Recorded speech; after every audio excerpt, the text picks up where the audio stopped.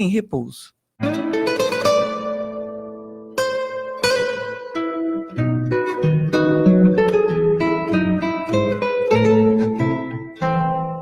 Poesia de uma mulher comum, Neuzi Barbarini.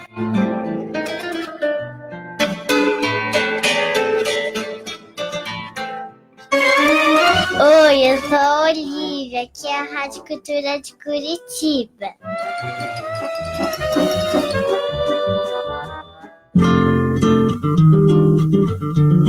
Informação e qualidade sonora é na Rádio Cultura.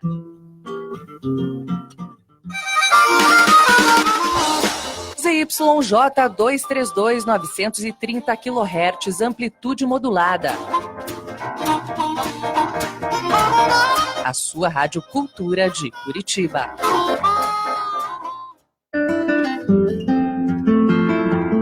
A próxima hora da programação é uma produção independente e de responsabilidade de seus idealizadores. Terceira Via. Apoio: Instituto Positivo, SPVS, Instituto Legado e Hospital Pequeno Príncipe.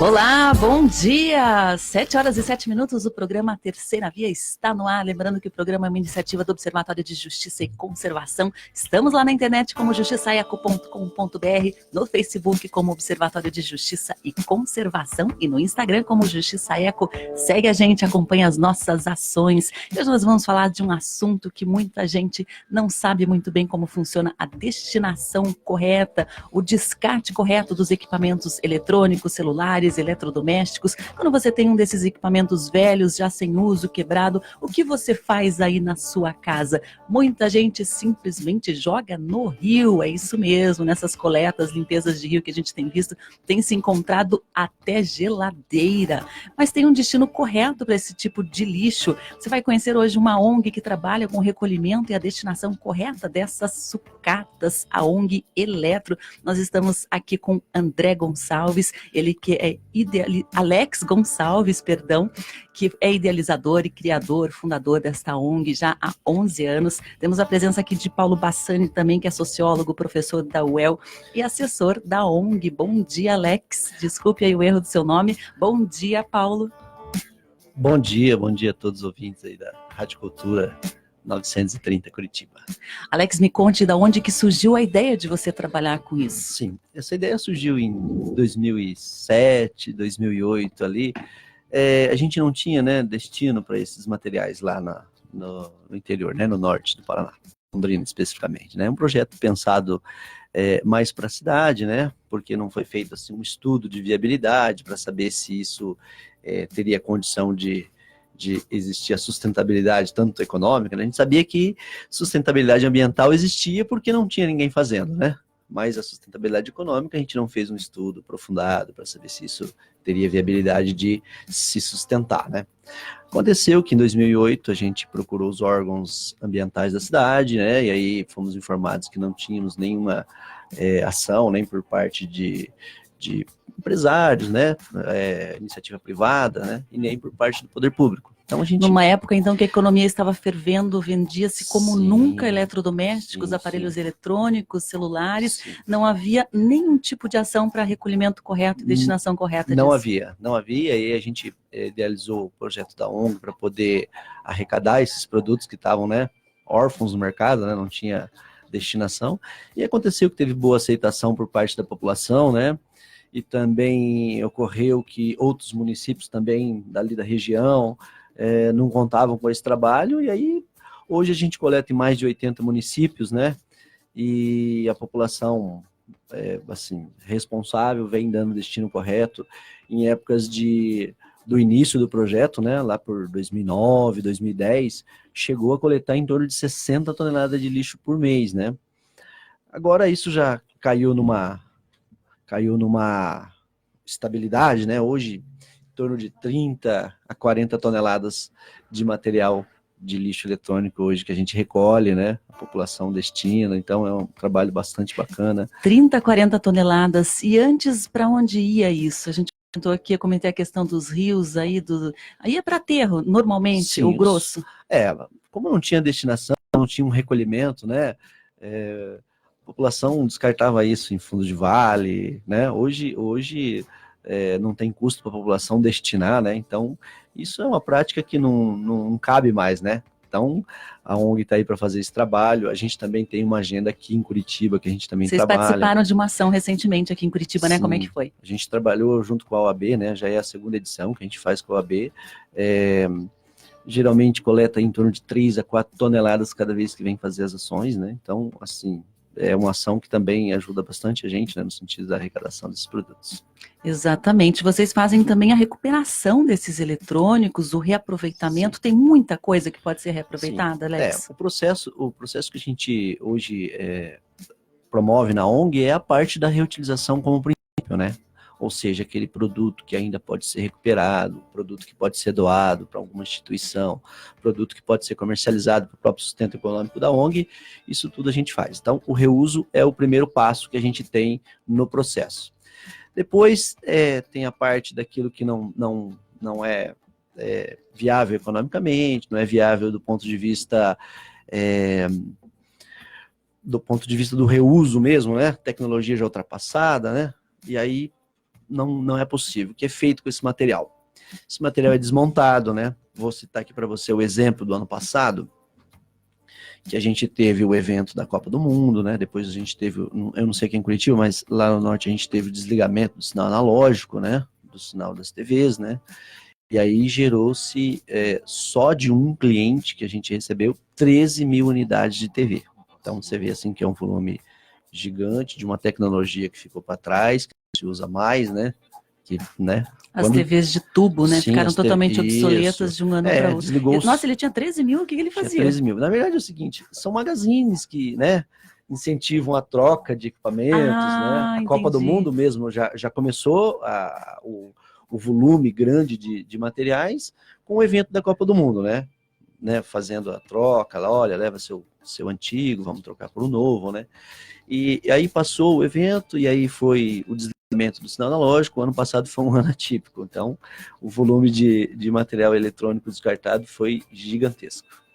Daí vocês conseguem reaproveitar os equipamentos, pequenos circuitos, então, equipamentos eletrônicos, sim, pecinhas? Essas TVs, elas foram desmontadas, então reaproveita plástico, reaproveita vidro, reaproveita ferro, então separado e em grande volume a indústria acaba absorvendo tudo isso e aí a gente dá um destino também ambiental para todo o produto que a gente recebe. Agora, Alex, eu estou curiosa para saber a equipe, a estrutura dessa ONG para fazer toda essa separação. Sim. Vocês têm alguma parceria com associações? Como que funciona? Não, a gente não tem parceria, não. A gente sobrevive assim com os próprios recursos que a ONG gera, né? Por exemplo, faz a campanha de incentivo para a população entregar os materiais, né? Esses materiais são trabalhados e desses materiais surgem os recursos para se manter o projeto, né? Hoje são em torno de 15 pessoas que vivem disso, né? E a população doando, a população entregando seus produtos, né? Indústrias, empresas que geram grandes volumes, né? Os próprios magazines, né?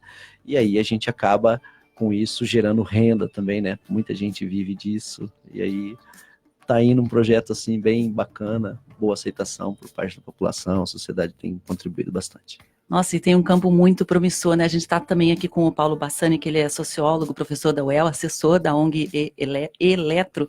Esse trabalho é muito importante porque ele tem dois aspectos, né? Essa necessidade, né, professor, de dar essa destinação correta, de ser ter um futuro autossustentável e também a questão da renda também, que pode ser uma fonte de renda. O Alex estava comentando que já são 15 pessoas que vivem dessa reutilização, reaproveitamento de material. É uma cadeia que se gera, né?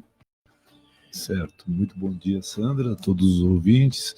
De fato, desde que há 11 anos atrás fundada a ONG, alguns anos depois o Alex nos procurou na Universidade Estadual de Londrina. Nós temos um projeto que trabalhamos de pesquisa e extensão na parte ambiental, de educação ambiental e sustentabilidade. E daí começamos essas interlocuções para a gente poder entender melhor esta inserção da ONG no seu trabalho social, econômico, cultural, né, de estabelecer uma nova, um destino correto a esse lixo eletrônico, né, que é gerado por essa alta modernidade que a gente vive no mundo eletroeletrônico, né, que eles nos cercam, eles nos conduzem, né, à lógica. E obviamente que, então, pensando aqui, e a gente vem trabalhando junto com o Alex, junto com toda a equipe, nessa ideia de estabelecer processos sustentáveis, né, equilibrados, que gerem emprego e renda, e ao mesmo tempo que possa ser uma alternativa a esse mundo do consumo, né, do descartável, né, da baixa durabilidade dos produtos, que é tipicamente, né, quando você tem um produto que tem a garantia de 1 ano, é porque depois de alguns meses passado essa garantia, ele tende a falhar. Então, também a ONG faz um trabalho de perceber que é possível recuperar alguns eletroeletrônicos, né, e colocar novamente, né, para as pessoas que possam adquirir a preços módicos, e também as instituições, né, que a ONG atende beneficentes, né? Então todo o trabalho acaba sendo um trabalho onde o eixo da sustentabilidade está presente, desde a coleta à destinação e todo o pessoal envolvido nesse trabalho. A gente vê já nas últimas décadas, né, essa tendência da indústria de fabricar produtos já com tempo de validade e produtos caros, produtos que usam muita matéria-prima, como o Alex estava comentando, desde plástico, metal, placas, produtos químicos, né, nos circuitos. Alex, é muito importante também uma parceria da indústria. Bem no fundo, a indústria deveria se responsabilizar pelo recolhimento desses equipamentos, pelo reaproveitamento também, mas a gente praticamente não vê essa logística reversa em eletroeletrônicos. Sim, a lei de logística reversa é a lei de 2010, né? Ainda é muito sutil, é uma lei que, como diz aí, né, não pegou, né? Mas assim, eu acredito que hora menos hora, né, precisa, por exemplo, de investimento nesse setor, né, que é muito carente, né? Poucas ações, muito descarte, poucas ações, né? Então eu acredito que o Ministério do Meio Ambiente aí deva tomar alguma frente aí para a gente poder ter, né, um investimento por parte de quem de fato é o responsável por isso, né? Aí vão surgindo as ONGs, né? Como não tem um trabalho efetivo sendo realizado, né? As ONGs vão surgindo, entrando no mercado, solucionando esses problemas que tem, né? Mas eu acredito que o fabricante deva despertar logo aí. A lei é de 2010, nós já estamos indo aí para 10 anos sem ter muitas atitudes aí por parte do fabricante, mas uma hora chega aí e vai consolidar isso tudo. Exatamente. E professor Paulo, complementando o que o Alex falou, o terceiro setor ele tem acabado assumindo responsabilidades públicas e privadas também, né? Exatamente, na qual a própria ausência do Estado nessa questão e das políticas públicas, né, e também da própria oportunismo das grandes empresas, principalmente multinacionais de eletroeletrônicos, né, que condicionaram a criação de uma lei nessa questão que o Alex comentava, você muito bem colocou, da logística reversa. Hoje as empresas, grandes empresas, não vou aqui citá-las, né, obviamente, mas elas são obrigadas a recolher apenas 17% do material produzido. Então, cada 100 computadores, 100 tablets ou celulares, só para citar exemplo, apenas 17%. Quer dizer que fica né, um lastro colocado na sociedade, no meio ambiente, em lixões, em rios e córregos, etc., né? Pelo menos 83%. E aí que a ONG hoje trabalha justamente com esse índice de coletar esse material e dar a destinação correta. Então hoje a ONG consegue, tudo que recolhe, destinar corretamente em torno de 95%. Existem alguns materiais químicos, alguns materiais tóxicos que são de difícil extração e difícil encaminhamento, né? Mas é por isso que a gente vem fazendo estudos para viabilizar também a possibilidade de atingir 100% desse processo, né? Que é uma longa caminhada, ainda mais para nós.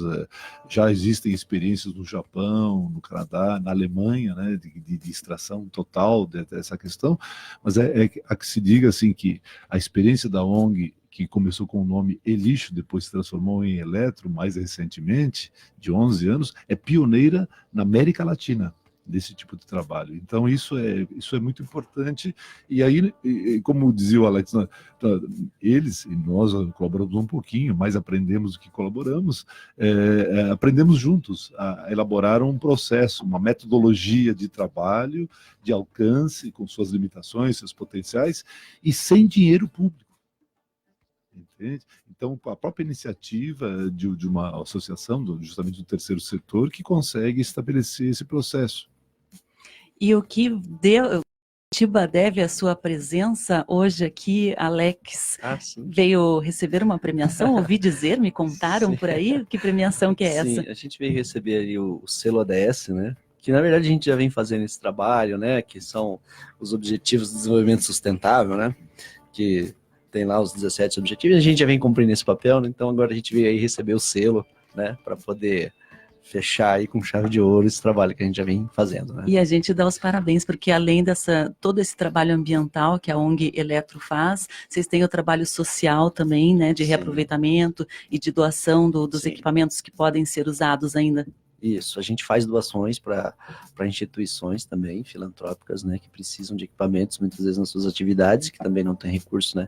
Isso também foi uma coisa nova que surgiu durante o período da vigência da ONG aí, porque a gente também não imaginava que fosse receber produtos ainda em condição de uso, né? Então daí a gente implantou essa parte de doação para poder contribuir também, né? Porque esses produtos que a gente recebe, a sociedade doa e a gente também acaba devolvendo para a sociedade um pouco que as instituições precisam no seu dia a dia ali para usar atividades. É isso que o planeta precisa, né? Que o material, a matéria-prima circule, volte a ter uso, não seja descartada rapidamente, né? Um equilíbrio que nós estamos buscando, que o planeta está precisando. E cidades, empresas que se interessem em fazer parcerias, podem procurar diretamente a ONG pelas redes sociais. Como que funciona essa intermediação? Sim, pode procurar a gente pelas redes sociais, telefone, por e-mail. Vou deixar aqui o e-mail, que eu acho que é mais fácil para poder o contato, né? Facilitar o contato, né? diretoria@eletro.org.br. Então, a gente está aí aberto a novas parcerias, né? Lembrando que a gente tem um trabalho também que a gente deve lançar agora, recentemente, que é uma franquia social sobre esse trabalho de reciclagem e destinação correta do material eletroeletrônico. A gente entende que nós vivemos num território muito grande, né? Até para contribuir com o fabricante também, que é difícil fazer a logística disso tudo, né? Então a gente está com um projeto de uma franquia social para a gente poder replicar esse nosso trabalho para outros lugares do país. Então a gente vai lançar aí acredito que até dezembro, antes um pouco de dezembro, a gente vai estar com esse trabalho, eu e o professor Bassani vamos estar encabeçando isso daí, já está tudo pronto, a gente só está esperando o momento aí para poder fazer o lançamento. Exatamente, ampliar esse impacto, né, da ONG Eletro. Sim. É isso aí, né, professor? É importante um projeto assim que deu certo, ter uma continuidade e amplificar a ação. Exatamente, inclusive com a criação, além da franquia social, e com a criação do Centro de Pesquisa do Resíduo Eletroeletrônico, e na qual ele será um centro de formação de pessoas que irão trabalhar com esse material e também pessoas que irão replicar a cultura da sustentabilidade, né? Então, no fundo, tudo isso implica num trabalho de educação ambiental, né? Estabelecer uma ideia de como que esse autoconsumo, né, do momento que a gente vive, das últimas décadas, e as transformações, e tentar entender como que será, inclusive, diante agora da expansão, por exemplo, da cibernética, da nanotecnologia, de todos os carros elétricos, por exemplo, serão também, nós vimos conversando nos últimos meses sobre esse aspecto, poderão ser também desmontados por esta ONG, porque serão carros elétricos e não com combustível fóssil ou outro tipo de combustível, portanto eles terão peças e materiais que poderão também ser trabalhados dentro dessa dimensão. Então há um mundo aí a ser descoberto, a ser trabalhado e obviamente encontrando sempre, além da destinação correta, preparando pessoas para um mundo de um tempo de escassez, onde não poderemos ter um desperdício, e sim buscar sempre esse equilíbrio, como o termo que você começou mesmo na fala nessa nossa entrevista de hoje, ou seja, em outras palavras, buscar os caminhos da sustentabilidade. Essa tem sido muito a preocupação da ONG nessa trajetória, espero que assim continue também. Exatamente, a ONG está muito alinhada aos R's da sustentabilidade em ação, que estão sempre sendo atualizados, né? Que é o repensar, reduzir, reparar, reutilizar, reciclar, reintegrar. Recentemente foi introduzido mais um R, o recusar, né? Que você pode fazer recusando material plástico de um único uso, como sacolinhas, canudos. Tem o recusar agora também, né? Pessoal, eu agradeço demais a participação de vocês aqui no programa Terceira Via. Se vocês tiverem mais algum recado para o público, estejam à vontade, o microfone está aberto. Sim, nós agradecemos aí a abertura para a gente poder falar, né? Também falando um pouquinho sobre a ONG, das ações que acontecem aqui em Curitiba, né? O pessoal, o povo curitibano muito sempre pronto a ajudar, a contribuir, tanto é que as ações que a gente tem feito aqui têm dado um resultado muito bacana, a gente agradece e vamos tocando aí. Exatamente. Professor Paulo, algum último recado aqui para os nossos ouvintes do programa Terceira Via?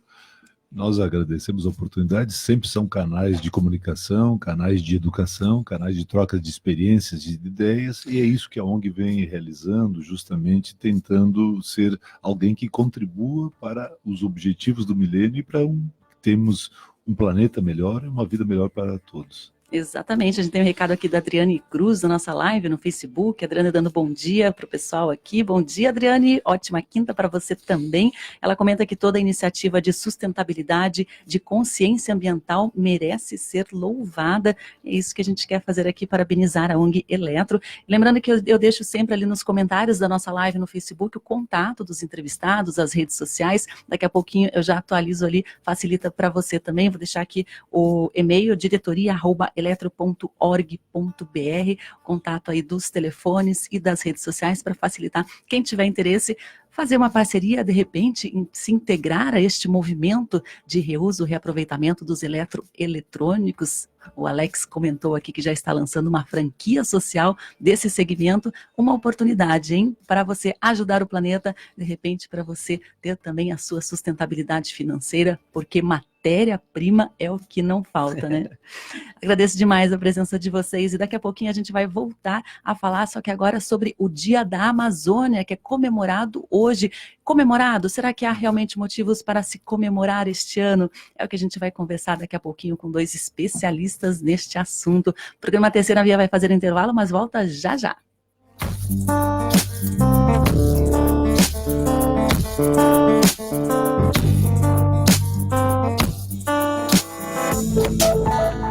Terceira Via. Apoio. Instituto Positivo, SPVS, Instituto Legado e Hospital Pequeno Príncipe.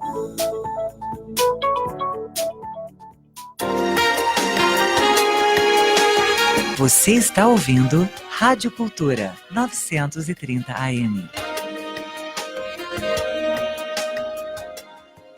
7h29. Vida Livre, pra mim, pra você, pra todo mundo. Toda sexta-feira, ao vivo, às 8 da noite, aqui na Rádio Cultura.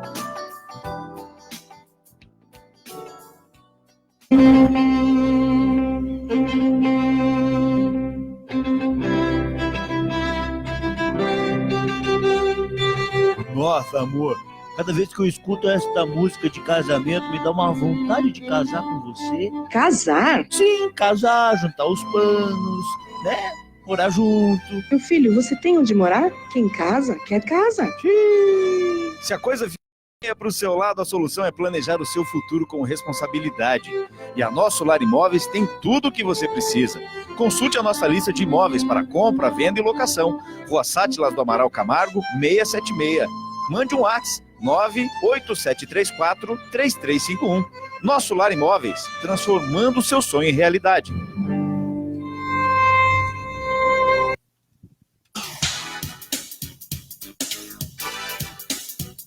Você sabia que o rádio ainda é o meio de comunicação com maior alcance? O rádio tem o triplo de audiência da televisão pela manhã e mais que o dobro à tarde. É muito mais barato anunciar. Grave seu aqui mesmo na Rádio Cultura de Curitiba. Veiculação também em nosso site e aplicativo, que faz você chegar ao mundo inteiro. Ligue para 3013-3280 ou escreva um e-mail para comercial@cultura930.com.br. Anuncie na Cultura. Aqui sua marca vai muito mais longe.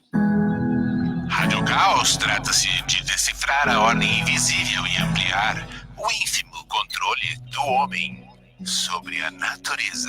Rádio Caos são Samuel Lago e Rodrigo Barros.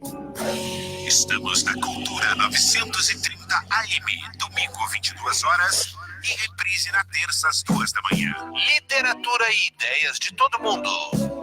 Poesia, músicas estranhas, coisas esquisitas. Rádio Caos de Curitiba, para o mundo. Rádio Caos, entra por um ouvido e não sai pelo outro. Andar de bicicleta, tem moral, tem moral. Oi, eu sou o Plá e também estou aqui na Rádio Cultura de Curitiba. Tem moral. Você com seu portão eletrônico e vidro fumê. Quer ter a sua marca anunciada pela Rádio Cultura de Curitiba? Mande um e-mail para comercial@cultura930.com.br. Terceira Via. Apoio. Instituto Positivo, SPVS, Instituto Legado e Hospital Pequeno Príncipe.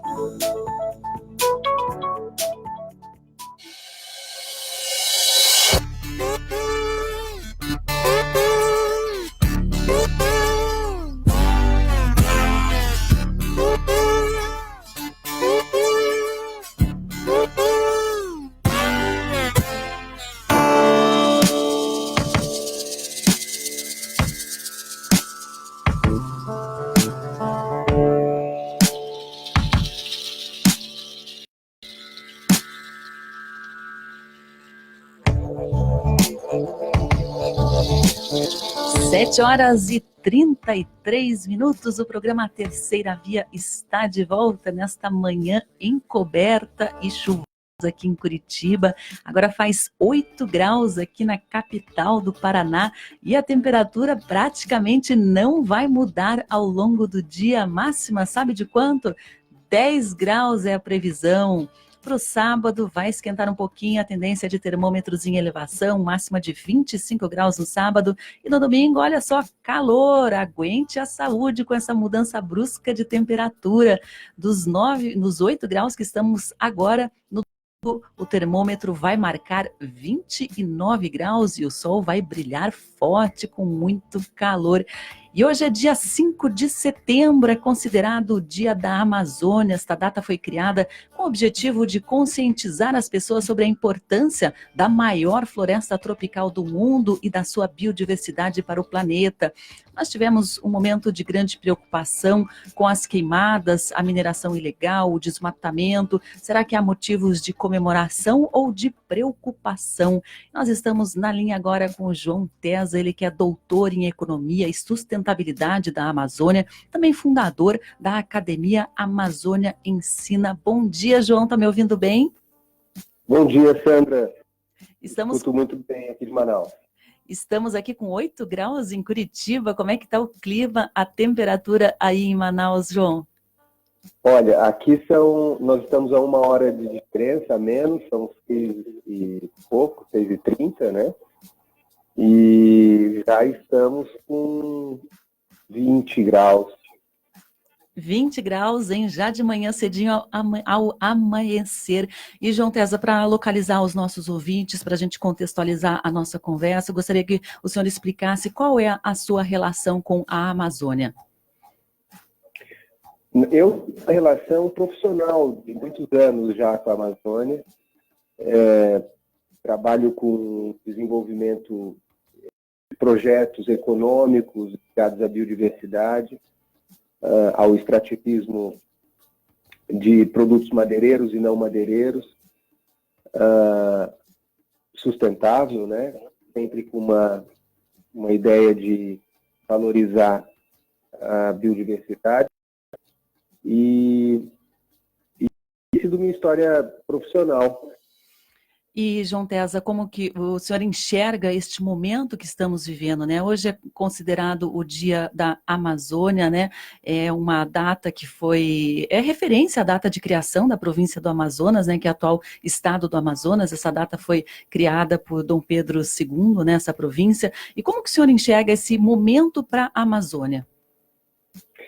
Olha, infelizmente a Amazônia ainda é incompreendida. Essa é a percepção que se tem. Tanto por aqueles que simplesmente veem a região como um lugar para implantar indiscriminadamente, exclusivamente a agropecuária, quanto por aqueles que imaginam que a Amazônia deva ser tratada como um parque intocável, né? Acho que acaba prevalecendo essas duas visões, quando, na verdade, nós deveríamos ter uma visão de que a biodiversidade amazônica é uma imensidão de proporções gigantescas, né, de oportunidades econômicas, não só para as comunidades locais ou a região do país, mas para toda o continente. É uma grande oportunidade econômica. É uma grande oportunidade econômica, ambiental, social, mas falta muito conhecimento, até não só dos habitantes brasileiros, né, mas conhecimento de outros países sobre a Amazônia, todas as questões que estão envolvidas nesses territórios, João Tesa. Sim, com certeza.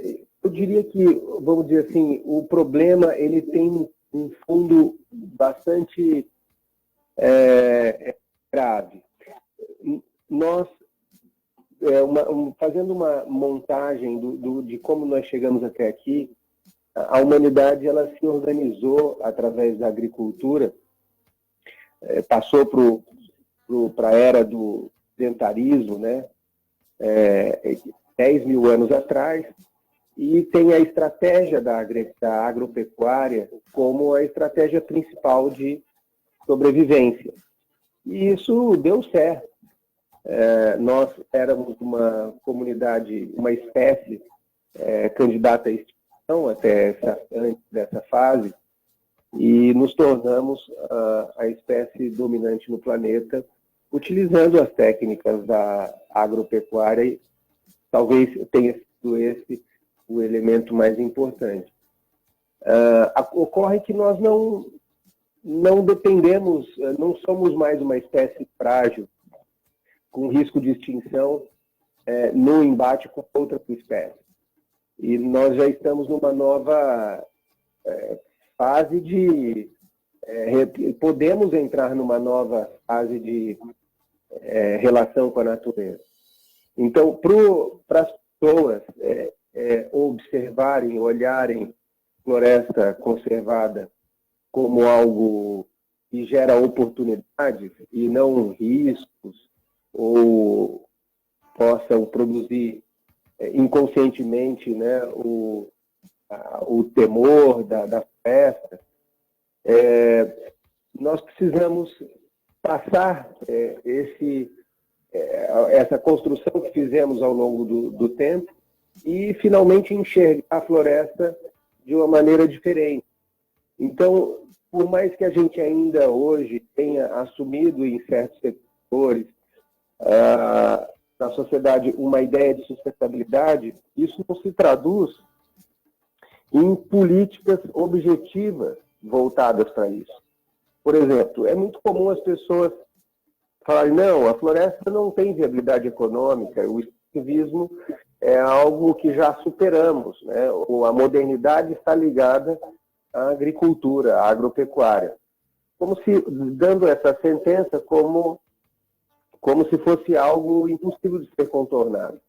E, de fato, se você olhar para o investimento que é feito para que isso aconteça, para que a floresta em pé possa valer mais do que ela derrubada, é absolutamente ínfimo. Se você olhar o orçamento do Estado, você não encontra nenhum recurso, de fato, sendo investido para a gente valorizar a biodiversidade, a extração sustentável de produtos não madeireiros, dos óleos, das frutas, das resinas, né? E também dos produtos madeireiros. Você vai observar que o orçamento dedicado a isso, tanto a nível municipal, estadual e federal, é basicamente inexistente. Então fica um esforço do terceiro setor, um esforço que é todo caracterizado por um engajamento, mas que não tem o respaldo que deveria ter do ponto de vista orçamentário. Só seguindo nesse raciocínio, por exemplo, o Brasil é uma potência da agropecuária. E essa potência tem muito a ver com a definição que o Brasil teve na década de 70, vamos dizer, a massa crítica dos fazedores de política nacional, criando a Embrapa. Então, a Embrapa é uma instituição que tem um orçamento próximo de 3 bilhões de reais, constante, sistematizado e por um longo período, desde a década de 70. Resultado, o Brasil, todo o potencial que tem com terras agriculturáveis, sol, né, e terras férteis, se tornou uma potência global da agropecuária. Mas existiu uma definição orçamentária objetiva e tomadas de medidas objetivas para procurar essa realidade. O orçamento ligado à sustentabilidade é zero. Por exemplo, o Ministério do Meio Ambiente tem um orçamento menor do que o orçamento da Embrapa inteira. O orçamento, por exemplo, do Congresso Nacional é na ordem de 11 bilhões de reais. E o orçamento do Ministério do Meio Ambiente é menos de 3. Então, veja as prioridades que nós damos, né? Não tem como você desenvolver toda uma linha nova de abordagem, de aproveitamento dos recursos, com tecnologia, com articulação, com estruturação de cadeias de suprimento, só com boa vontade. Tem que ter muito estudo, tem que ter tudo direcionado aos negócios, uma cadeia de investimento bem estruturada, assim como a cadeia de investimento da agropecuária na Amazônia é bem estruturada através do BASA, né, do Banco da Amazônia e do Fundo Constitucional do Norte, um fundo que aplica valores realmente expressivos na iniciativa privada na região. Então, falta se já temos uma noção popular de que é importante conservar, e a gente viu isso nesse episódio agora relacionado às queimadas, falta ainda essa medida prática no âmbito das políticas públicas. Exatamente, o João Teles fazendo essa comparação, né, com os investimentos, o planejamento, toda a estratégia que envolve a Embrapa, a Empresa Brasileira de Pesquisa Agropecuária, um comparativo, né, com a área de sustentabilidade, que não existe a mesma atenção, o mesmo investimento, ou sequer existe um investimento, como ele estava comentando, né, inclusive, João Teles, a gente vê o enfraquecimento de alguns órgãos ligados ao meio ambiente, como o ICMBio, o IBAMA, né, essa questão aí de corte de investimentos, de uma pressão também do governo para afrouxar as multas e as fiscalizações. Agora, João Teles, a gente tem um desmatamento, uma degradação ambiental que veio à tona, inclusive mundialmente, este ano, né? Agora, a tecnologia pode ajudar isso? Tem como recuperar todo esse estrago que foi feito, tanto com o desmatamento, quanto com as queimadas, com a mineração ilegal que se mantém nessa região? Olha, eu diria que a gente tem que tomar esse momento com bastante realismo. A primeira lição que a gente tem que tomar, e que, na verdade, não somos nós somos da sociedade, vamos dizer assim, o governo entendeu pelo caminho mais difícil, que não existem dois movimentos. O movimento de atitudes objetivas, que é isso que você comentou, o enfraquecimento de algumas instituições ligadas ao combate à ilegalidade ambiental, mas tem a questão do discurso. No momento em que o governo fez um discurso de estímulo e de desqualificação das iniciativas de combate à ilegalidade, mandou uma mensagem para esses setores que estão na fronteira do desmatamento, dando uma autorização tácita para que matado. E os números ainda não saíram formais, finalmente, a gente tem que esperar o ano concluir, vir o relatório do INPE, aliás, que é relatório respeitado pelo mundo inteiro. A gente tem boa tecnologia de verificação disso, sistemas que cruzam dados e informações, e sai um relatório que é de alta confiabilidade. E vamos ver como que vai se comportar. Mas o governo entendeu que ele não pode simplesmente assumir um discurso irresponsável com relação a essa agenda. Ele toma uma bola nas costas. O mundo, com a competitividade que está, obviamente que essa vulnerabilidade foi usada politicamente e com interesses estratégicos de outros países, mas também refletindo a indignação que está na sociedade. Então, nós temos que cuidar da Amazônia, responsabilidade, e usar isso como algo estratégico para o país e que está totalmente relacionado à geração de riqueza para nós mesmos. Por exemplo, os sistemas de chuva da região são totalmente relacionados à Amazônia. A chuva que cai no Mato Grosso, que cai no Mato Grosso do Sul, no Paraná, até a Patagônia, podem e estão relacionadas aos sistemas hídricos gerados aqui pela Amazônia.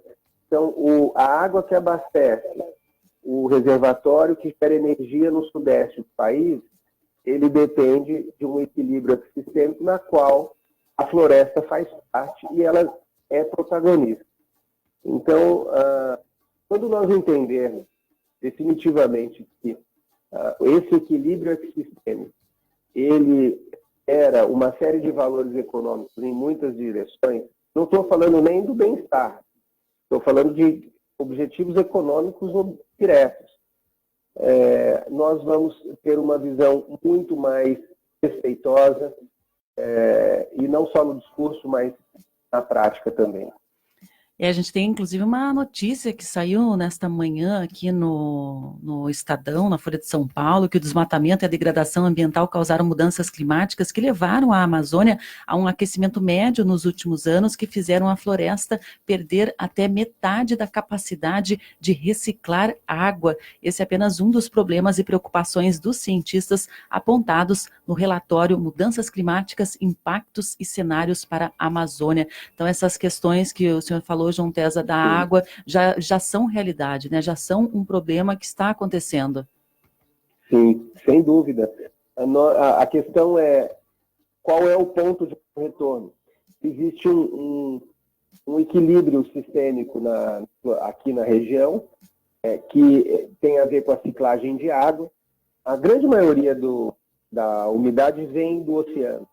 E por uma questão de diferenças de pressão, a umidade do oceano invade a região amazônica e a evapotranspiração que vem da floresta pega nessa nuvem componentes orgânicos voláteis que não estão na umidade que vem do oceano.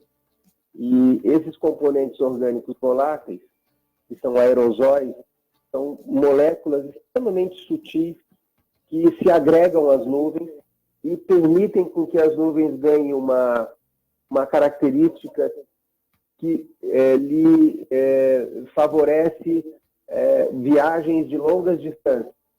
Então, em razão desses aerosóis serem agregados às nuvens aqui pela floresta, são aerosóis específicos de florestas tropicais, faz com que a nuvem viaje até o Paraná, até regiões longas, distantes. E se nós perdermos essa camada de floresta, essa chuva passa a ser só local. Nós vamos continuar recebendo a umidade que vem do oceano, mas a chuva vai ficar local. Então, é muito sutil. Em que momento a floresta pode entrar num ciclo de aumento do seu nível de seca, e isso vai criando uma espécie de efeito dominó, aonde até o momento em que a floresta primária possa se tornar inflamável. Então, essa é a preocupação. Se nós mexermos nesse equilíbrio, a ponto se imagina que possa se tornar até irreversível o processo de perda de floresta. E os estudos do professor, liderado pelo professor Carlos Nobre, apontam que isso quando atingimos cerca de 20% do desmatamento. Nós estamos com 17%, 16%, 17%. Então, de fato, é um problema grande e que todos nós devemos nos preocupar. O próprio agronegócio deveria ser o mais preocupado. E nessa crise que aconteceu recentemente, com as queimadas, você pode ter percebido que o próprio agronegócio organizado se pronunciou muito incisivamente em favor do controle ambiental. Exatamente, a gente já tem um posicionamento muito forte, muito eficiente do próprio setor do agronegócio, que está preocupado com as consequências, né? Porque afinal um desmatamento lá na Amazônia vai afetar as chuvas aqui no sul do país, vai afetar a questão climática em todo o mundo, né? É um desequilíbrio que não vai ocorrer só localizado na região norte do nosso país, né, professor João Tesa? Sim, o agronegócio, ele coloca essa preocupação, eu acho que é menos a percepção desse ciclo e mais o medo das sanções comerciais que advêm dessa nossa postura pouco, pelo menos no discurso, pouco preocupada com a questão ambiental. E denigrindo essa agenda, né? Essa postura, com certeza, gera retaliações. A gente tem notícia de empresas que, por exemplo, cortaram o suprimento de couro, empresas grandes de calçados, por exemplo, que cortaram o suprimento de couro em razão desse momento aí, onde os holofotes foram para as queimadas. E outros países ou empresas pararam de importar carne também. Então, esse controle não está na mão de uma pessoa. Isso é um fenômeno sem, vamos dizer assim, alguém articulando especificamente isso. Está na consciência das pessoas. Então, é uma cadeia de tomada de decisão. O dono da empresa ou os acionistas de uma empresa atendem os anseios dos seus clientes. Se os seus clientes vão monitorar algo relacionado ao ambiente por conta própria, e hoje as informações estão livres, estão circulando com uma dinâmica totalmente diferente e mais intensa, as empresas vão atender a esses anseios e vão tomar as medidas. Isso não depende de um chefe de Estado de algum país ou de uma pessoa especificamente. Então, tomadas de decisão tomada no micro-universo de cada lugar. O próprio consumidor pode dizer: eu não consumo o frango dessa rede de hambúrguer porque eu sei que a soja que alimenta o frango deles está vindo de regiões que desmatou a Amazônia. Uma decisão do indivíduo. E não tem como controlar algo. Exatamente, está tomando uma proporção preocupante para o mercado internacional brasileiro, né? Vários fornecedores de produtos, desde carne, couro, tecidos, madeira, estão preocupados com retaliações. Essas retaliações já viraram realidade, né, professor? Eu agradeço demais a sua participação. Eu gostaria de saber um pouquinho mais. Vai ter um evento aqui em Curitiba da Academia Amazônia Ensina, agora em setembro. Que evento será esse? Sim, foi bom você lembrar. Estamos preparando um evento chamado Amazônia 21, vai acontecer no dia 28 de setembro, num sábado, no espaço Encontro da Amazônia, Danilo Peçanha, em Curitiba, e está sendo organizado junto com um grupo de expedicionários da segunda expedição Amazônia 21, que esteve aqui no Amazonas conosco. Boa parte veio de Curitiba, dos alunos, dos estudantes, e estiveram em julho aqui conosco. Então, agora em setembro, nós estamos fazendo esse evento e vamos ter presença de palestrantes que vão falar sobre bioeconomia, empreendedorismo inovador, fontes de financiamento para projetos ligados à sustentabilidade, tanto a nível local, aí no Paraná, como também a nível nacional e aqui na Amazônia também. Então, nós estamos levando 4 palestrantes aqui do Amazonas para falar da Amazônia, de quem está aqui trabalhando no dia a dia dessa problemática. Mas também vamos ter aí palestrantes do Paraná também. Vai ser um evento muito interessante. Entrem no site da academiaamazoniaensina.com.br e pode ter informações sobre o evento. Coloquei lá, João Tesa, nos comentários da nossa live no Facebook, o Face da Academia Amazônia Ensina, que tem os links, inclusive para o site, os telefones de contato para o pessoal que tiver interesse. Também o site é academiaamazoniaensina.com. Tem ali o telefone 9298-211-4787. Eu agradeço demais a sua participação aqui no programa Terceira Via, neste 5 de setembro, Dia da Amazônia, professor João Tesa.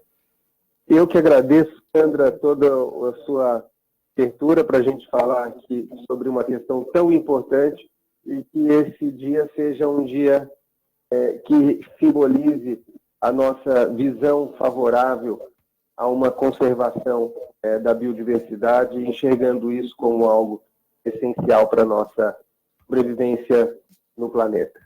Exatamente, muito obrigada então, professor, falando diretamente lá de Manaus, o professor João Tesa, que é doutor em Economia e Sustentabilidade da Amazônia, também fundador da Academia Amazônia Ensina.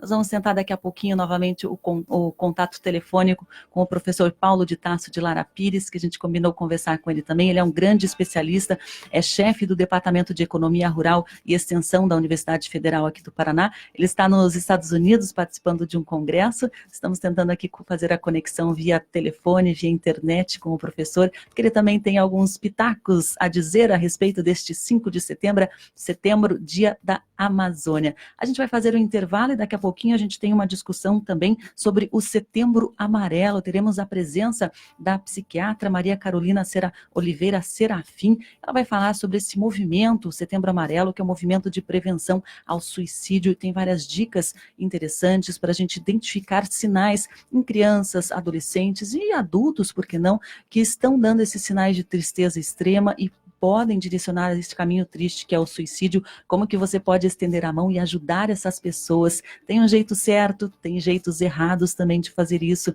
Agora são 8 horas em ponto, a gente vai para o intervalo, daqui a pouco a gente volta.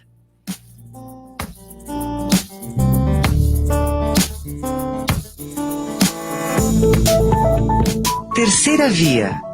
Apoio. Instituto Positivo, SPVS, Instituto Legado e Hospital Pequeno Príncipe.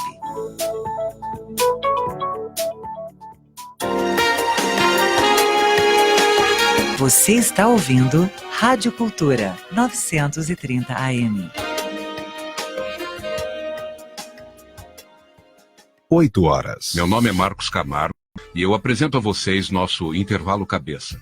Um tempinho para curtir antes do segundo bloco do programa Terceira Via. Hoje nós vamos falar de palavras.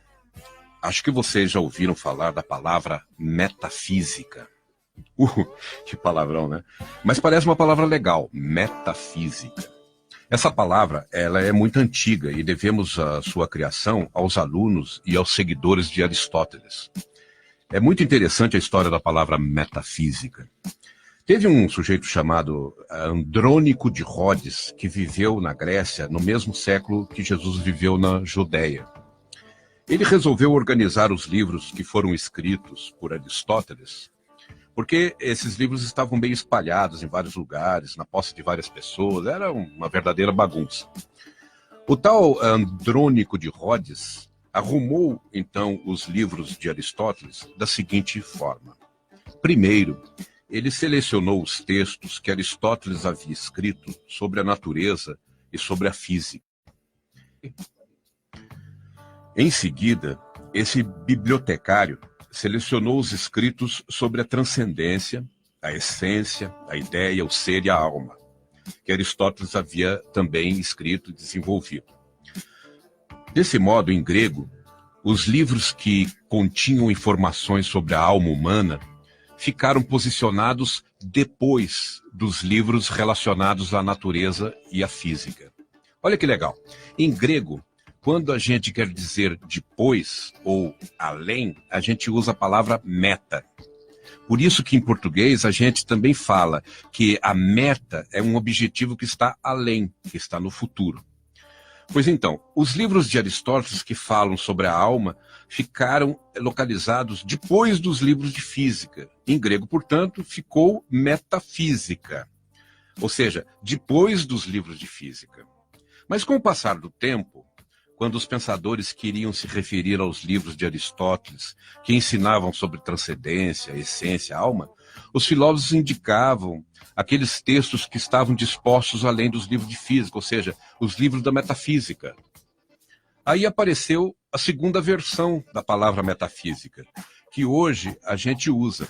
Metafísica como sendo o significado, né, como tendo um significado, como sendo um assunto, um conhecimento sobre o mundo espiritual, sobre o mundo religioso, psicológico, por exemplo. A coincidência é muito interessante, porque a palavra metafísica, que foi criada apenas para designar aquilo que vinha depois dos livros de física, passou a significar as coisas que estão fora do mundo físico. Você está ouvindo Rádio Cultura 930 AM.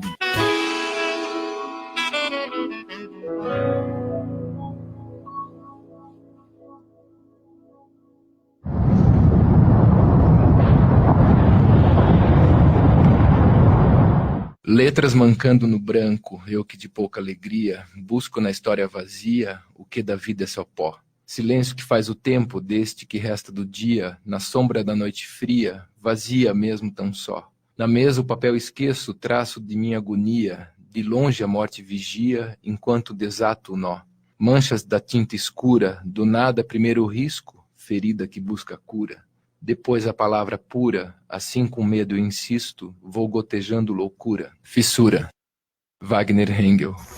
Olá, tudo bem? Eu sou a Lígia Gabriele e espero você no Paraná em Rede de segunda a sexta, às 4 horas da tarde, aqui na Rádio Cultura AM 930. Mato vinga em qualquer chão. Oi, eu sou a cantora e atriz Iria Braga e também estou na programação da Rádio Cultura AM 930. Um grande beijo, tchau, tchau. Pinheirando entre cortes, gralho azul.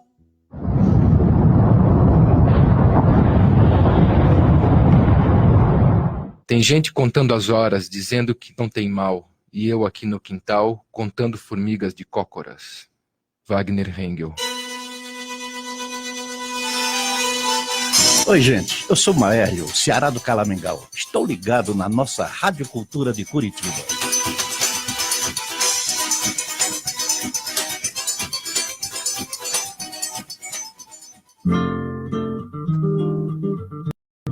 Informação e qualidade sonora é na Rádio Cultura.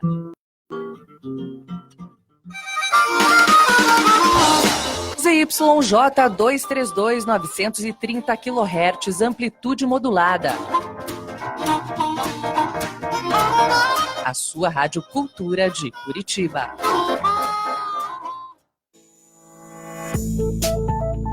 Terceira Via. Apoio. Instituto Positivo, SPVS, Instituto Legado e Hospital Pequeno Príncipe.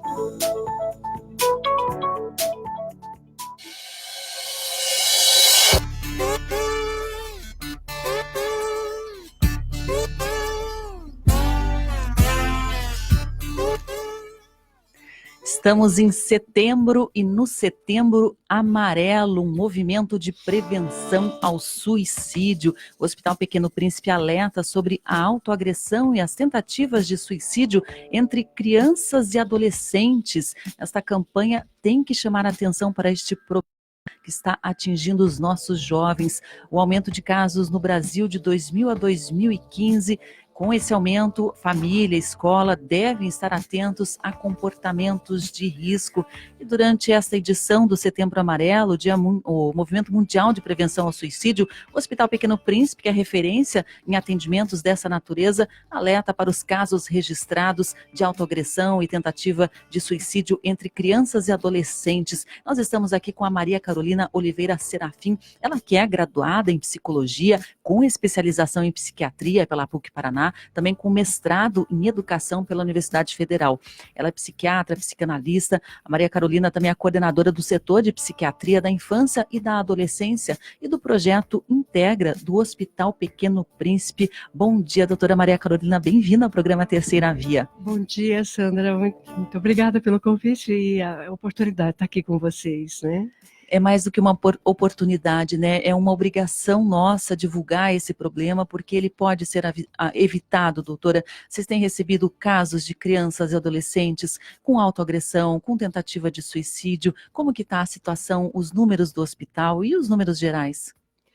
Então, nós temos recebido, né, principalmente lá no setor de psicologia e o setor de psiquiatria, né, geralmente as crianças chegam pelo pronto atendimento, são trazidos pelas famílias, né, em geral, as famílias um pouco... Em geral, elas estão atordoadas, né, com as situações que estão acontecendo com seus filhos. Então, em termos assim, do atendimento, nós estamos avaliando que em torno de 25% são crianças com quadros depressivos, né? E desses sintomas depressivos, nós avaliamos que 10% tem ou uma ideação, né, suicida, tem desejos de morte, ou alguns já chegam, né, já praticando o ato suicida, né, já com a tentativa de suicídio, e daí eles precisam receber o pronto atendimento, muitos deles acabam indo para a UTI, né, para o atendimento imediato. Então, isso está nos preocupando porque são jovens que estão aí, que poderiam estar sendo atendidos, sendo ouvidos, né? E às vezes não conseguem, né? Chega a essa situação limite, né? Isso. Existe uma idade em que é mais suscetível a chegar a esse limite, assim, de uma autoagressão, uma tentativa até de suicídio? O que a gente vê é assim, nós temos crianças que são pré-adolescentes, raros, né, os que estão ainda na infância, até tivemos um caso, assim, um ou outro que são crianças menores, mas em geral são adolescentes a partir de 12 anos, quando eles entram, né, nessa fase da adolescência, né, então os maiores índices vão de 12 a 19, 18 anos, porque o hospital atende até 18 anos, né? Então, mas a gente tem notícias, né, de outros profissionais que atendem também em outros locais, que a faixa etária maior é a crise da adolescência, a passagem, a saída da infância, que é uma época que eles ficam mais protegidos também pela própria família, E, de repente, quando eles começam a pegar um pouco mais de autonomia, os pais, às vezes, até ficam um pouco mais sossegados, acham que eles estão, né, conseguindo se organizar, mas muitas vezes eles estão entregues, né, ou a grupos, né, grupos que são grupos que a gente considera grupos de risco, grupos sociais de risco, ou entregues a redes sociais, né, eles estão lá quietinhos no quarto, mas eles estão entrando em contato, né, com grupos em redes sociais que não são bons, né, e que acabam promovendo aí um certo incentivo, né, até a situações que podem prejudicá-los, dentre eles a própria saúde. Né? Doutora, por exemplo, eu tenho uma filha de 12 anos, como que eu posso saber que se ela está se envolvendo num grupo de risco, que ela pode ser levada a um mau caminho, a más escolhas, sem também interferir na autonomia dela, de ter as escolhas das próprias amizades, do próprio círculo social? Então, eu sempre acho que o melhor caminho é o diálogo e a proximidade, né, junto com os nossos filhos. Então, no momento em que eles estão podendo trazer para nós, né, todas as informações, o que está acontecendo com eles, com as amizades, a possibilidade de que a gente possa estar próximo desses amiguinhos, né, que possa ouvi-los, né, ver o que eles estão interessados, né, quais são as fontes de satisfação que eles estão buscando, né, o cuidado também de observar a proximidade com drogas, né, com usuários que estão fazendo uso, né, de drogas, porque é uma época que eles ficam muito próximos disso, porque vão a festinhas, vão para cá, vão para lá, né, encontram com esses grupos. E a gente não pode achar que seja só de classes sociais mais desfavorecidas economicamente, né? A gente vê que é amplo, muito mais amplo isso. Exatamente, eu já fui em festas, eu, né, na minha idade, em 44 anos, em festas assim, de uma moçada mais nova, e chegaram a me oferecer 2 vezes drogas químicas, né, o acesso é muito fácil, as pessoas te abordam, oferecem, até não entendi muito bem o que estavam querendo me oferecer ali, não tinha muita intimidade com a nomenclatura que eles usam, né, são vários nomes e apelidos que eles dão para essas drogas, a gente fica meio, mas o que é? Então é muito fácil, né, e a criança, o adolescente, ela não tem muita noção também do que aquilo é um produto químico, que aquilo pode ter efeitos até neurológicos, né, causar alguns distúrbios. É importante sempre ter essa conversa, essa ponte de diálogo com os filhos, né, explicando os riscos. Além dos pais, os professores, né, os educadores, eu acho que as escolas estão ficando um pouco mais alertas e advertidas, né, para essas situações, então estão levando profissionais para as escolas, algumas inclusive já têm os psicólogos dentro da escola, onde falam sobre isso, né? Mas o que a gente tem observado é que o jovem, por exemplo, ele está entrando nessa fase de autonomia, ele quer se autoafirmar um pouco. E uma das formas, né, que ele encontra até para poder ou lidar com aquele mal-estar, né, porque o mal-estar é de todos, né, todas as pessoas, em qualquer idade, sentem mal-estar. Sentem angústia, tristeza, ansiedade, frustração, né? A gente não pode patologizar isso. Isso é natural do ser humano, mas chega um momento em que eles começam, né, a ver aquilo muito intenso e eles tentam se autoafirmar, tentando se parecer com essas pessoas do grupo, se assemelhar, né, nas suas atitudes, na sua forma de falar, no uso que às vezes fazem, né, de algumas coisas. E inclusive a gente vê que eles são muito suscetíveis, principalmente pelas redes, né, a adotar determinadas formas, né, que até para poder ter essa sensação de pertencimento, de pertencer a um grupo, de estar junto com o grupo, sabe? Então, eles são mais suscetíveis a isso. Então, as conversas ajudam, né, a trazer para eles um pouco mais de elementos para eles poderem ir pensando, porque eles não têm ainda todas um nível, né, de formação, até, vamos dizer, né, cerebral, para poder ter todas as informações processadas como os adultos, né? Então às vezes eles vão no embalo de algumas coisas que possam ser um pouco mais prazerosas para eles, tal. Mas de repente essa angústia acaba se tornando um pouco maior, porque eles acabam entrando em situações que depois eles não dão conta. Né? Pode-se dizer que existe essa necessidade de descoberta, de se correr riscos para experimentar, por curiosidade mesmo? O jovem, às vezes, eles não têm noção do limite do risco real daquilo. Muitos, eles acabam fazendo isso.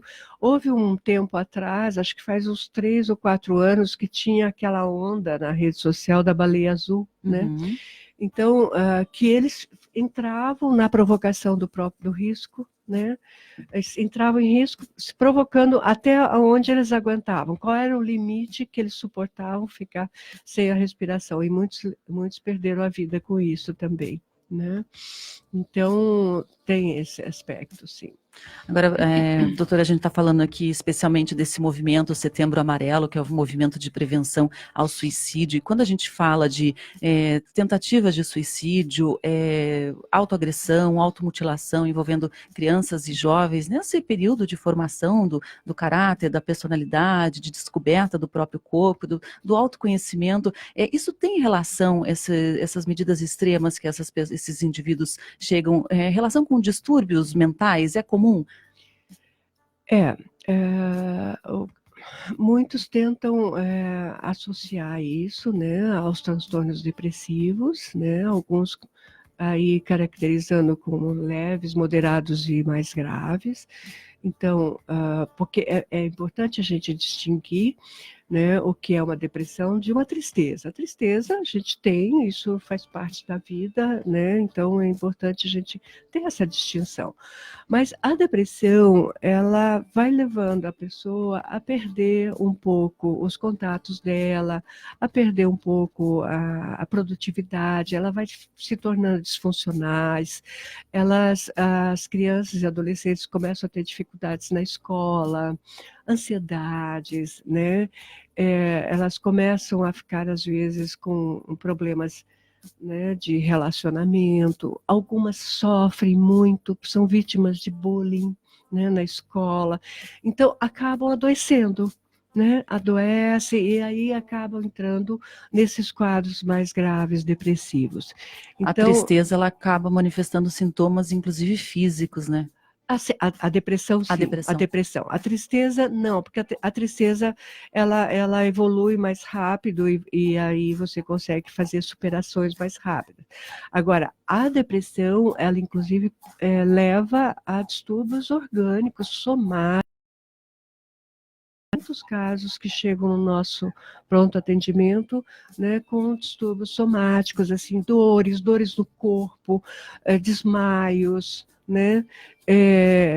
As mães levam desesperada porque, né, não estão entendendo o que estão se passando, e muitas vezes nós entramos com vários exames, fazemos todos os exames necessários para avaliar o diagnóstico, e não aparece um diagnóstico mais específico orgânico, e sim, né, mais psíquico. Aí são, né, esses casos que a gente vê, ou de depressão, que acaba sendo somatizado, que a gente chama, entra, né, com o sintoma do corpo, né, com o sintoma corporal aí manifestando. Muitos fazem alguns sintomas, inclusive com um pedido de socorro, né, porque eles estão vendo que não estão bem, né, e acabam tendo alguns sintomas para serem levados aos atendimentos, né, com um pedido de socorro. Até o próprio ato suicida, muitos deles é um pedido de socorro. Depois que acontece o ato, eles se arrependem, eles dizem, eu não sei por que eu fiz isso, né? Então, essas situações a gente tem que ir, né? Claro que é 1 a 1, não existe, os casos não são iguais, né? A gente vê sempre uma não existe diferença. Um padrão, né? Não tem padrão. É 1 a 1 que a gente vê, cada um com a sua história, né? de vida. Então, a gente vai caminhando nesse processo e buscando, principalmente, levá-los a uma compreensão melhor de si mesmo. O que se passa consigo? O que está acontecendo, né? Vamos conversar. Tem pessoas, a gente tenta buscar vínculos com eles, né? Para que eles possam, através dos vínculos e de confiança, né? Trazer aí o que se passa mais profundamente. Porque muitas vezes eles acham que não dá para falar, né? Ou falar com o adulto, tem que falar com um companheiro da idade deles. Mas à medida que eles vão adquirindo esses vínculos, né? Eles vão podendo perceber, né, de que é possível sim conversar, de que há vínculo de confiança, de que é possível, né, ir aprofundando o que se passa consigo mesmo. Tá? E, doutora, como que a família ou os amigos podem orientar, ajudar esses jovens a lidar com essa tristeza e evitar que isso se transforme, tome uma dimensão maior? Então, quem são os que estão mais próximos? É família, amigos, os professores, né? Então, essas pessoas vão podendo observar esses riscos que estão acontecendo com eles, né? São sinaizinhos de alerta que eles vão apresentando. E, claro, a gente vê alguns pais que às vezes nos dizem assim, eu achei que era uma coisa né, leve, eu achei que ele poderia superar, eu achei que com o crescimento ele superava, né? Então, eles mesmos se veem surpreendidos com isso. Eu acho que não dá para deixar para depois. Né? O importante é, vamos sentar para conversar, né? Os pais, hoje em dia, a gente vê que eles têm muito pouco tempo, né? Pouco tempo para poder sentar, pouco tempo para comer junto até, né? Porque é um corre-corre na busca do trabalho, na busca das coisas que precisam fazer. Então, eles, às vezes, ficam sem perceber, né, esses sinais de alerta. Aí, os professores, né, que acabam ficando bastante tempo com eles em sala de aula, também vão podendo observar e vão podendo sinalizar para os pais, né, de que tem algo ali que não está bem, né? Então, eu acho que são pontos que a gente espera, né, de alertas, assim, que vêm principalmente da família e das pessoas que trabalham com as crianças, né, e adolescentes. Essa questão da rotina dos pais, ela é muito preocupante, muito complexa, porque às vezes a criança, desde de bebê até a primeira infância, até a infância, pré-adolescência, ela não teve uma atenção, aquela conversa olho a olho, né, aquele diálogo com o pai, com a mãe, com o responsável, e depois quando começa a manifestar alguns sinais, daí os pais tentam, né, essa aproximação e a criança já tem esse bloqueio, né? Como quebrar isso? Tem jeito? É preciso uma ajuda especializada, doutora? Precisa. Os pais, em geral, às vezes eles ficam também em desamparo, né? Então, nós temos um trabalho onde além do atendimento do ambulatório, quando a criança ou adolescente está com risco maior, a gente encaminha, que é esse grupo, né, do projeto Utopia Integra, e nesse projeto nós atendemos também os pais, atendemos alguns professores que nos procuram, né, para poder fazer o que a gente chama de trabalho intersetorial também, né, quer dizer, o nosso trabalho junto com os outros setores, e a orientação principalmente dos pais, a escuta dos pais, isso faz uma diferença, porque há muitas angústias aí deles, né, que eles precisam falar. Angústias terríveis, né, porque às vezes você enxerga o seu filho passando por uma dificuldade, passando por um problema, uma depressão, né, se afastando, andando em círculos de amizade que você vê claramente que são perigosos, mas ao mesmo tempo existe uma barreira, um muro que esse jovem, que essa criança constrói, que não deixa às vezes o pai ou a mãe ou o responsável entrar, né, isso deve ser uma situação muito angustiante para a família também, né, doutora? Muito, muito, e alguns nos dizem, eu acho que eu vou ter que parar de trabalhar, principalmente as mães, né? Eu vou ter que parar de trabalhar para poder ficar perto dela ou dele, né? Por causa disso, porque eles veem né, que precisaria de alguma forma estar ali cercando, estabelecendo algumas balizas para evitar que eles fiquem muito expostos, principalmente, né, os jovens que estão mais expostos aos grupos de risco, né? Então, como nós trabalhamos bastante ali no hospital, praticamente 90% é SUS, né? Então, nós temos o contato com todas essas famílias, né, que vivem essas dificuldades, né, principalmente dificuldades sociais, e esses jovens, eles estão, às vezes, em grupos de tráfico, né, estão ali porque eles acham muito divertido, né, porque Entram por brincadeira, né? Entram na brincadeira, ficam ali, acham divertido, de repente estão envolvidos, os pais não conseguem, né, fazer essa retirada desse, né, puxá-los de lá, porque eles vão para o trabalho e o adolescente escapa, né? Então, aí a gente tem que estar o tempo todo com os pais verificando, né, aí qual seria a possibilidade. Ou alguém da família, avós ajudam muito, né, tios, outras pessoas que possam, quando os pais não podem deixar o seu trabalho, outras pessoas, né, da família que possam estar junto, que possam estar acompanhando, né, pelo menos para passar esse movimento maior, né, e esse movimento do crescimento deles, né, que é essa saída da infância em direção à vida adulta. Mas são vários anos, né, são 4, 5 anos, às vezes até mais, né, para poder atingir uma idade onde eles já podem se sentir um pouco mais seguros, vamos dizer.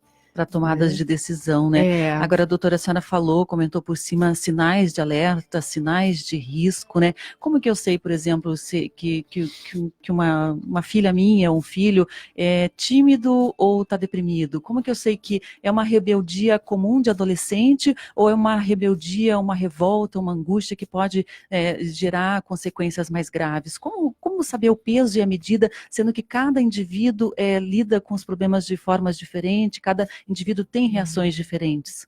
Eu acho que é uma pergunta ótima essa, né? Quer dizer, como que a gente pode identificar esses sinaizinhos aí de alerta, né? Em geral, nós observamos, por exemplo, quando eles começam a ficar um pouco mais, o que a gente chama de disfuncionais. Então, tudo aquilo que eles tinham, por exemplo, a escola, né, as atividades deles que eles faziam em casa, os grupos que eles estavam de alguma forma ligados, eles começam ou a romper, né, laços que eram laços importantes para eles, para adquirir esses outros, né, ou a escola, né, já não produzem na escola como eles estavam produzindo antes. Rendimento escolar é um bom alerta. Rendimento escolar é um grande alerta.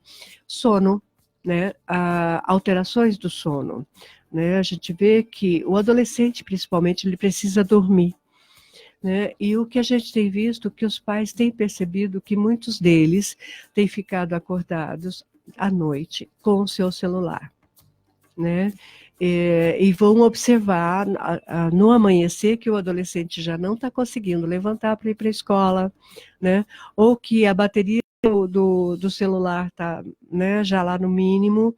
Então, eu acho que são sinaizinhos que eles observam, porque os pais cansados vão dormir, o adolescente fica ali, né, no seu celular e sem dormir. E essas, né, telas, doutora, elas são altamente hipnóticas, né? O adolescente passa horas sem sentir, sem ter a noção do tempo. Passam horas e horas ali, e à noite, então, eles se veem prejudicados no seu sono. Alterações da alimentação, grupos, por exemplo, alguns adolescentes que estão ligados ao esporte, né, que tinham alguns times que acompanhavam, tudo, já deixam de ter prazer, né, em desenvolver algumas atividades que gostavam, né? Então, tudo isso são sinais, né, que a gente vai podendo observar, que a criança vai mostrando. E alguns que começam a referir um pouco sintomas, né, de dores de cabeça, né, alguns sintomas gástricos, né, porque são sinais aí do estresse, né, que já começa a atingir o corpo. E, doutora, de onde que surgiu esse movimento Setembro Amarelo de prevenção ao suicídio? Qual que é a origem? Qual que foi a necessidade? Aumentou-se o número de casos ou começou a haver uma circulação maior dessas notícias? Quando começou essa necessidade de se fazer um movimento focado justamente na prevenção ao suicídio? Pois é, eu acho que na minha concepção, eu acredito que seja de uns 4, 5 anos para cá. Eu acho que desde quando começou a aparecer aqueles sinais, né, da baleia azul que foi e tal, eles começaram, assim como eu acho que outros cuidados também em relação à saúde e à educação, né? Então, eles têm lançado, porque no caso do Setembro Amarelo não seria só para criança e adolescente. É geral, né? É geral. Né? A gente situa um pouco mais dentro desse contexto da infância e adolescência, mas os casos de suicídio, eu me interrogo um pouco, Sandra, porque eu acho que há aumento, sim, né? Mas também... Aumento da população também, né?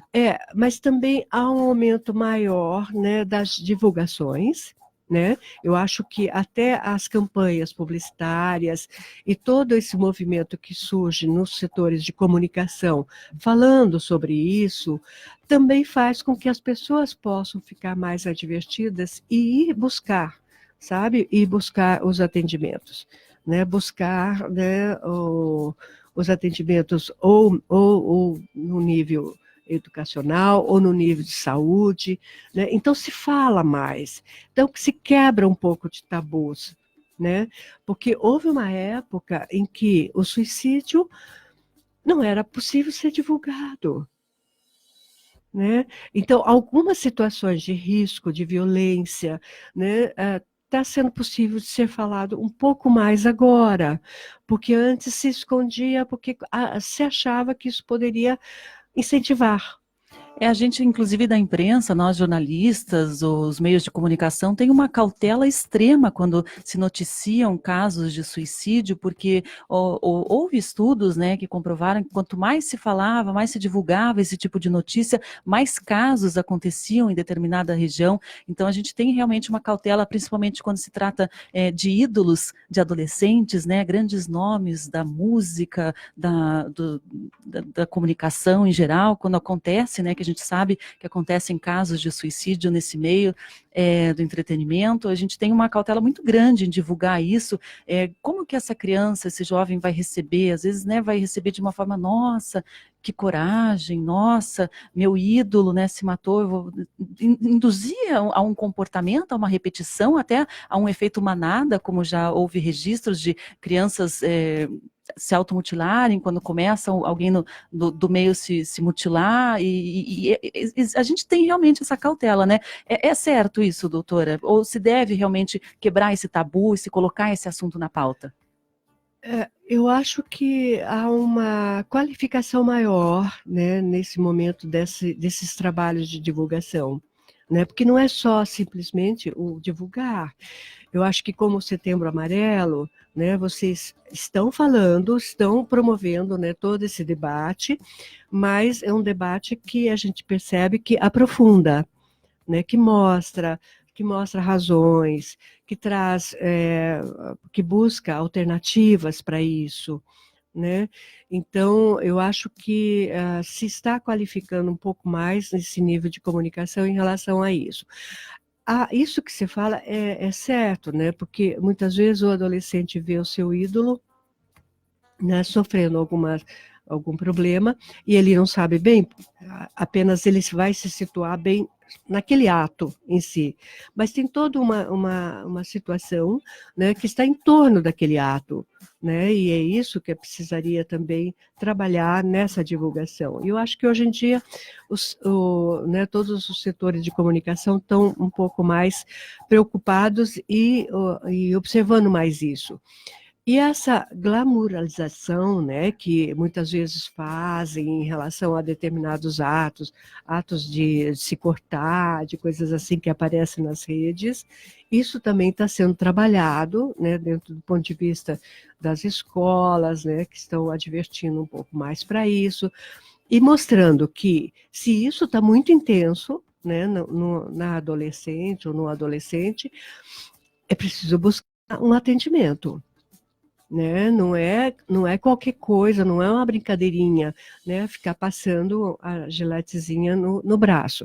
É preciso ver por que isso está acontecendo, o que está levando a isso, né? Então, a busca do atendimento me parece assim extremamente importante, né? Exatamente. A gente também, como imprensa, tem uma cautela muito grande quando se noticia essas mortes, para não ficar dando muitos detalhes, né, de como a pessoa fez, que tipo de medicamento usou, que tipo de instrumento usou, como que ela, né, causou esse próprio dano, né? A gente sempre tem essa cautela também de não ensinar como se faz, né?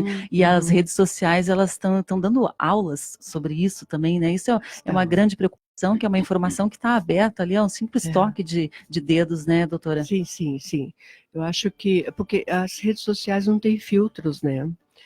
Então, passa muitas informações, que são informações, inclusive, manipuladas com má fé. E é justamente isso que os pais precisam estar cuidando, né, para ver em que rede, que nível de rede que os filhos estão, né, buscando, né, mais informações, assim. Quando eles falam alguma coisa, pera, onde é que você conseguiu isso? Né, da onde? Né? Porque e poder conversar, né, sobre isso. Sabe, de poder não valorizar, né, esses aspectos, que são aspectos extremamente nocivos para eles, né, e poder trazer essa crítica, né, ajudá-los a fazer a crítica também. Dar parâmetros, né, até para eles avaliarem. Isso. E, doutora, a senhora comentou que 90% dos atendimentos do Hospital Pequeno Príncipe, né, nessa área que a gente está comentando, são feitos pelo SUS. Como que é o encaminhamento? O encaminhamento é feito por posto de saúde, ou quando existe já um caso de uma tentativa de suicídio, de uma automutilação, que daí pode-se ir diretamente ao hospital? Como que funciona, assim, esse atendimento, esse pré-atendimento, inclusive? Bom, dentro do sistema de saúde existe, né, a atenção primária, secundária e a terciária, né? Então, a primária, claro que eles vão primeiro aos postos de saúde, né? Tem os agentes comunitários também que estão próximos deles, o pessoal da enfermagem, estão todos muito próximos das famílias. Isso seria, né, o serviço de atenção primária, né? Depois, quer dizer, se há algo mais grave, precisa, né, estar numa atenção, aí tem, né, justamente dentro da região, daquela região do distrito, da região que eles possam fazer o atendimento, eles já recebem esse atendimento ou do médico de família, que está próximo deles lá, né, e possam, de alguma forma, dar aí uma atenção. Passando disso, né, pode ser que existem casos de emergência, né, que são casos assim um pouco mais graves, aí eles vão, né, ao atendimento do Pequeno Príncipe, por exemplo, né? Então, porque tem os postos de saúde, né, tem as UPAs que também estão atendendo. E depois, né, quando há necessidade, por exemplo, de um atendimento de alta complexidade, UTIs, alguma coisa assim, chegam até o Pequeno Príncipe. Fora isso, a gente tem alguns pacientes que já são pacientes que estão, de alguma forma, vinculados ao trabalho do hospital, né, porque já frequentam ambulatórios lá, então muitos deles já nos procuram diretamente, porque eles já estão, né, de alguma forma, vinculados ao trabalho do hospital. Então, porque nós temos muitos ambulatórios, né, e muitas especialidades lá. E essas crianças, às vezes, chegam, por exemplo, em uma outra especialidade, e esse médico, né, porque isso pode acontecer, por exemplo, a depressão de pacientes que estão sendo atendidos em outras especialidades, por exemplo, como a nefrologia, dermatologia, gastroenterologia, neurologia. Então, alguns pacientes que têm essas enfermidades, muitos deles, às vezes, entram em quadros depressivos, até pela própria enfermidade, né? E aí, essas crianças também são encaminhadas para nós, né? Então, tem todo esse sistema, quer dizer, que o hospital permite, né, que a gente possa trabalhar. Mas a gente não tem as portas abertas assim, porque o hospital não daria conta, né? Então, ele tem que passar primeiro por essas Uma triagem instâncias, também, né? A instância primária, secundária, para depois chegar, né, a um atendimento que a gente possa daí fazer com calma, tranquilidade, né, e evitando, às vezes, um volume muito grande de atendimento que o hospital não daria conta, né? Uhum. E, doutora, que orientação que a senhora daria, por exemplo, para uma mãe, para um pai ou algum responsável que está nos ouvindo e tem um caso, por exemplo, de um filho adolescente que está indo para um caminho preocupante, há uma suspeita de um uso de drogas, há uma suspeita, de repente, até de envolvimento dessa criança, desse jovem com tráfico. O que a senhora aconselharia dentro da realidade que a senhora vive lá dos seus pacientes, do seu círculo de atendimento? Então, esses pais, né, primeiramente, eu acho que eles têm dentro, muito próximo da casa deles, né, o sistema de saúde e o sistema também, que eles chamam, né, o que são os sistemas de serviços sociais, que são os CRAS, né, então, eles podem procurar, né, porque são equipes multiprofissionais que estão ali, né, desde psicólogos, médicos, serviços sociais, eles estão ali para poder dar esse atendimento, dar essa orientação, né? Então, esses são os sistemas que estão ali na base, né, junto com as famílias, né, são os primeiros a ouvir, né, essas queixas, essas dificuldades, e dali eles vão fazendo as orientações e os encaminhamentos.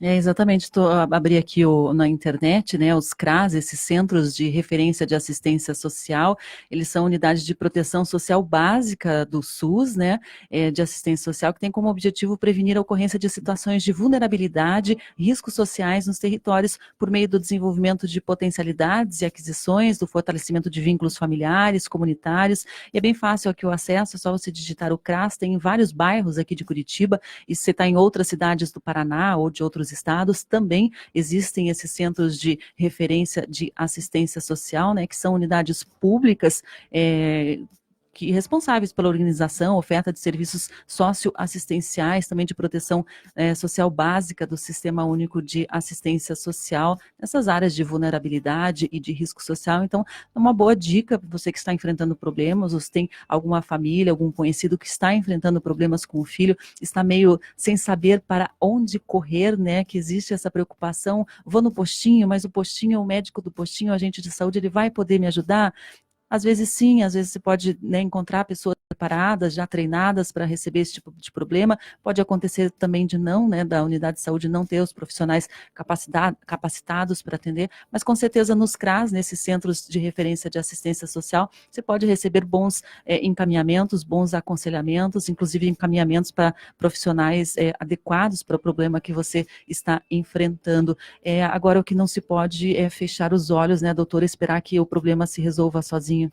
Não, eu acho que cabe a nós, né, tanto profissionais como famílias, né, estarmos atentos aos nossos jovens, né, porque eles estão aí precisando de nós, eles estão aí precisando dessas orientações, né, é importante que eles possam, né, sentir que eles têm esse lugar em casa, né, que ao final da tarde chega a sua mãe, seu pai, chega do trabalho, possam sentar, possam conversar, possam fazer uma refeição juntos.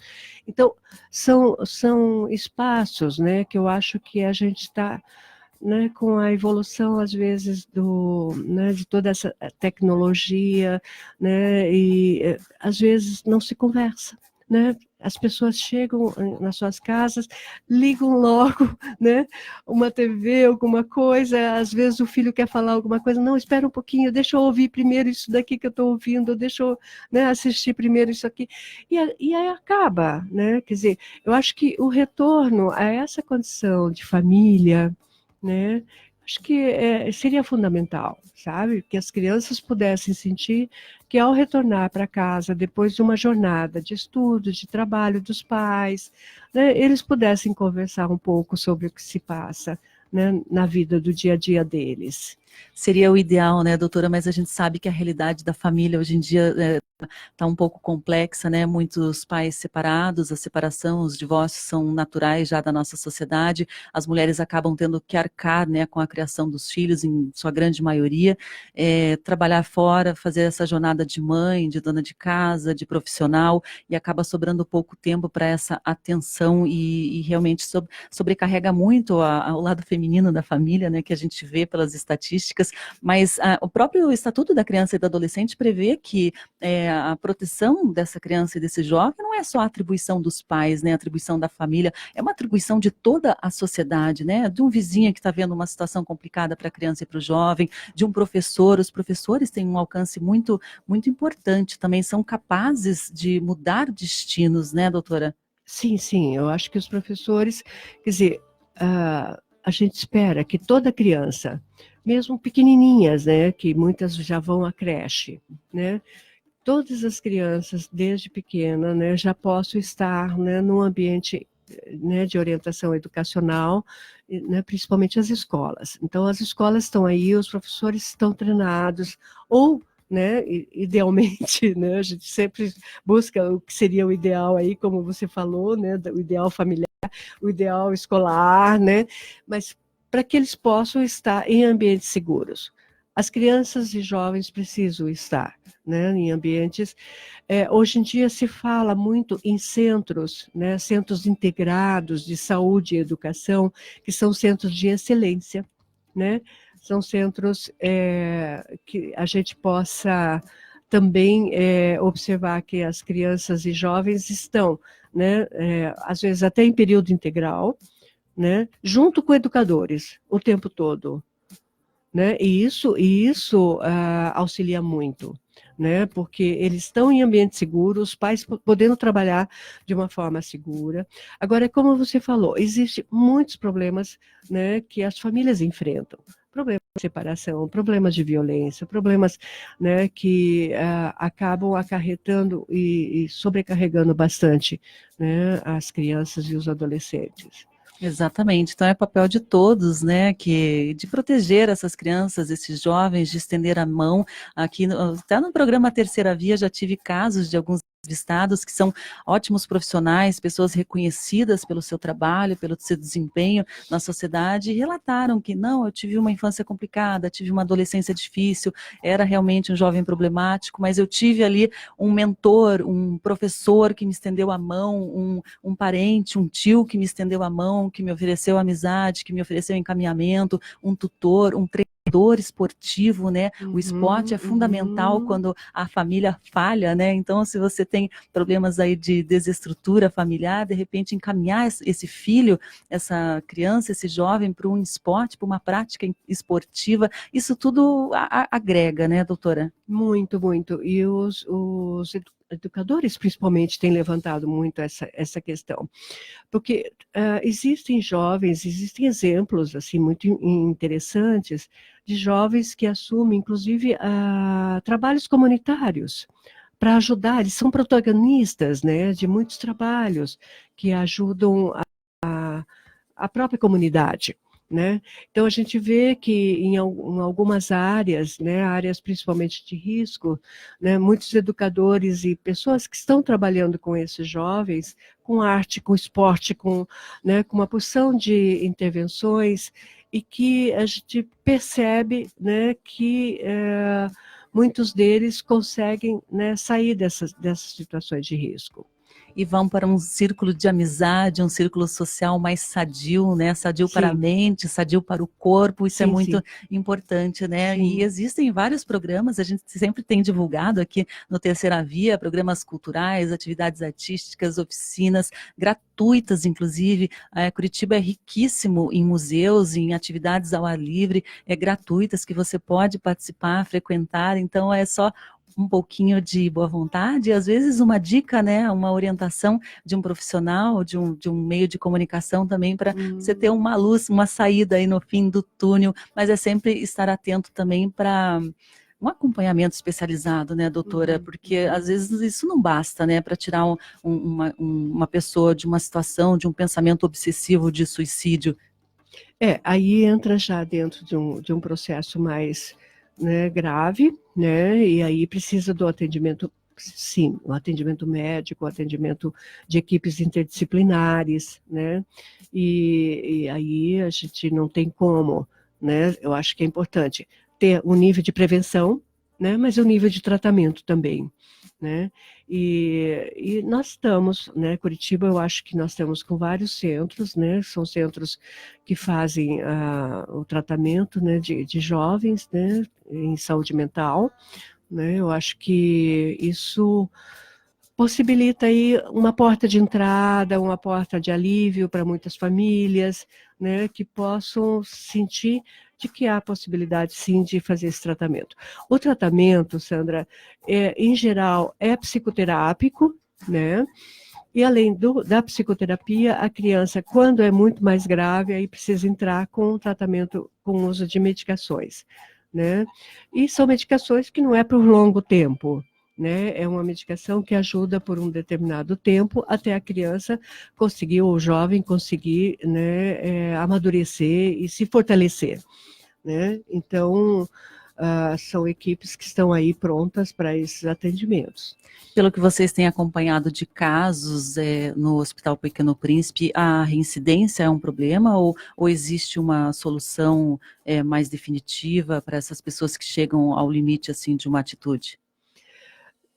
Existe, sim, casos de reincidência, principalmente quando há dificuldades e aí, às vezes, o jovem volta para esses grupos de risco, né? Mas, em geral, quando o jovem consegue fazer um bom laço terapêutico, que a gente chama, né, esse laço terapêutico, ele é fundamental, né, porque ele tem ali, né, a possibilidade de, uma vez por semana, estar falando com alguém de confiança dele, né, e que ele possa, de alguma forma, dizer disso. Ao falar, né? Isso, ao falar, ele está elaborando, ele está amadurecendo, ele tá produzindo, né, para si mesmo uma porção de elaborações importantes aí nesse amadurecimento dessas questões para ele. Então, os atendimentos em geral, no nosso ambulatório da psiquiatria, a gente está em torno de mais ou menos 260 pacientes, e no projeto Integra com uns 80 crianças e adolescentes. Mas, praticamente, 80% são bem aderentes.